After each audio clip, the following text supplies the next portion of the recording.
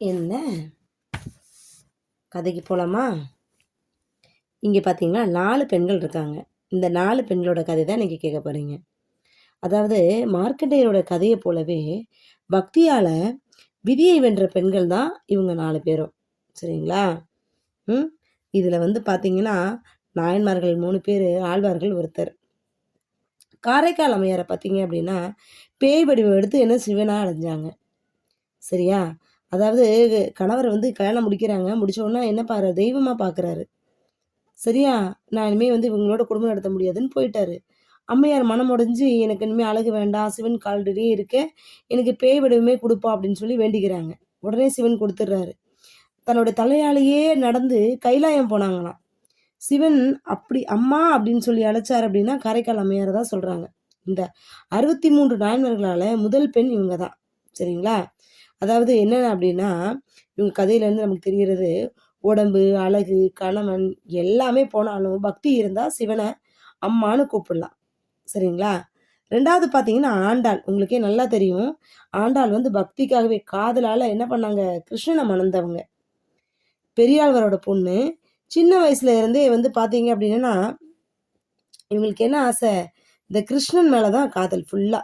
ரங்கனுக்கே நான் கண்டிப்பா அந்த கிருஷ்ணன தான் கல்யாணம் பண்ணுவேன்னு ரொம்ப பிடிவாதமா இருந்தாங்க. சரியா? சூடி தேர்ந்த சுடர்கொடின்னு சொல்லுவாங்க இல்லையா இவங்கள? அது ஆண்டாள் தான். அதாவது அ ஊர் எதிர்த்தாலும் சரி, குடும்பம் தடுத்தாலும் சரி, விடல. கடைசி வரைக்கும் என்ன பண்ணுவேன்? அந்த ரங்கனோட தான் நான் ஐக்கியமாகுவேன்னு சொல்லி இருந்தாங்க. சரியா? இவங்களோட கதையில நமக்கு என்ன தெரியுது? பெண்ணோட ஆசை, காதல் கூட பக்தியா மாறுனா, இறைவனே என்ன பண்ணுவாரு? நேரடியா மணக்க வருவாரு. உண்மையிலே நடந்திருக்காங்க. எனக்கு கூட நடந்துச்சுங்க. ஒரு முறை என் சாயப்பா என்ன பண்ணாரு தெரியுமா? நான் கேட்குறேன், ரூ. 100 கையில இருக்கு. பெருங்குளத்தூர்ல சாய் வரதராஜன் அப்படிங்கிற ஒரு கோயில்ல வந்து வேலை செய்ய சொல்றாரு அவரு. என்னை எப்பவுமே பகவான் விட்டதே கிடையாது. அவர் என்ன பண்ணாரு தெரியுமா? ரூ. 100 கையில இருந்தாலும், இத்தனை கோயில்களுக்கும் நீ தான் படி அளக்கணுங்கிறாரு. என்ன பண்றதுன்னு யோசிக்கிறேன். கையில ரூ. 120 இருக்கு. மலர் மாலை சுடணும். அப்ப அந்த பூவ கட்டி பெரிய மாலையாக்குறேன். மாலையாக்கி சுவாமி கிட்ட கழுத்துல போட நினைக்கிறேன். என் சாயப்பா வந்தாரு. என் முன்னாடி அப்படியே சிரிச்சுட்டு கூனி குறுகி வந்து நின்னாரு. நான் அடைஞ்ச பிரமிப்புக்கு அளவே கிடையாது. மழை நில்லு அப்படின்னு சொன்னா நிக்கும். அதே போல நான் கேட்குற விஷயங்கள்லாம் நடத்துவாரு. ஒரு கோயில்ல ஒரு காலடி எடுத்து வச்சா போதும், அந்த கோயிலே சுத்தும். எத்தன பக்தியான, ரம்மியமான விஷயத்த இறைவன் எனக்காக செஞ்சாரு. இன்னைக்கு வரைக்கும் மனசு அப்படியே பிரமிப்பாகும். பக்தியில பல பேர் என்ன சொல்லுவாங்க, தெய்வம் இல்லன்னு சொன்னாலும், நான் தெய்வம் இருக்குன்னு சொல்லுவேன்.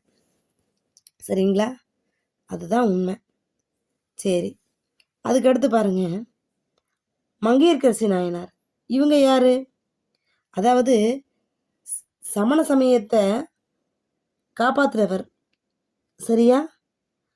அரசியா இருந்தும் சமண சமயத்த சைவம், சமணம் இப்படி 2 இருக்கு இல்லையா? இதுலேருந்து காத்தவங்க தான் இவங்க. என்ன ஆச்சுன்னு பார்த்தீங்க அப்படின்னா, பாண்டிய மன்னன் என்ன பண்ணாரு, நின்றசீர் நெடுமாறன்னு சொல்லுவாங்க. அவருடைய மனைவி தான் இவங்க. நாடு முழுக்க சமணம் பரவி இருந்துச்சாம். கணவரும் மாறிட்டாரு. ஓகேவா? வீட்டுக்காரர் மாறுனதுக்கப்புறம் என்ன அங்க அம்மையார் விடல. திருநாவுக்கரசர், சம்பந்தர கூப்பிட்டு சைவத்த மறுபடியும் என்ன பண்ணாங்க? நிலைநாட்டினாங்க. அதுக்கப்புறம் பார்த்தீங்கன்னா, இவங்களோட பாடம் என்னன்னா, அரசியல் அதிகாரம் இருந்தாலும், தர்மத்துக்காக முதல் குரல் கொடுத்த பெண்ண யாருன்னா, மங்கையர்க்கரசி நாயனார் தான். கடைசியா பார்த்தீங்கன்னா, இசைஞானியார். தாய்மையால் திருநாவுக்கரசர வளர்த்தவங்க இவங்க தான். அப்பர் பெருமானோட அக்கா இவங்க. சரியா? பெத்தவங்கலாம் இறந்த பிறகு என்னாச்சு அப்படின்னு பார்த்தீங்கன்னா, தம்பிய வளர்த்து அவர் ஒரு சிவபக்தரா ஆக்கினாங்க. அவர் பாடின பதிகம் தான் இன்னும் நம்மள காப்பாத்துது. தாய்மையும், தியாகமும் கூட பெரிய பக்தி தாங்க. அதாவது இன்னைக்கு நம்ம என்ன பார்க்குறோம் அப்படின்னா, மார்க்கண்டேயர், அப்புறம் அதை சார்ந்த பெண்கள். மார்க்கண்டேயர் விதிய தான் மாத்தினாரு. ஆனா இந்த 4 பெண்களும் விதியவே மீறினாங்க. அவங்களும் விதிய மீறினாங்க. இவங்க விதியை மீறினார்கள். இவங்க சிவன சரணடைஞ்சாங்க.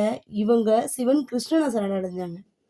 16 வயதுல மரணத்த மரணம் வரவே இல்ல.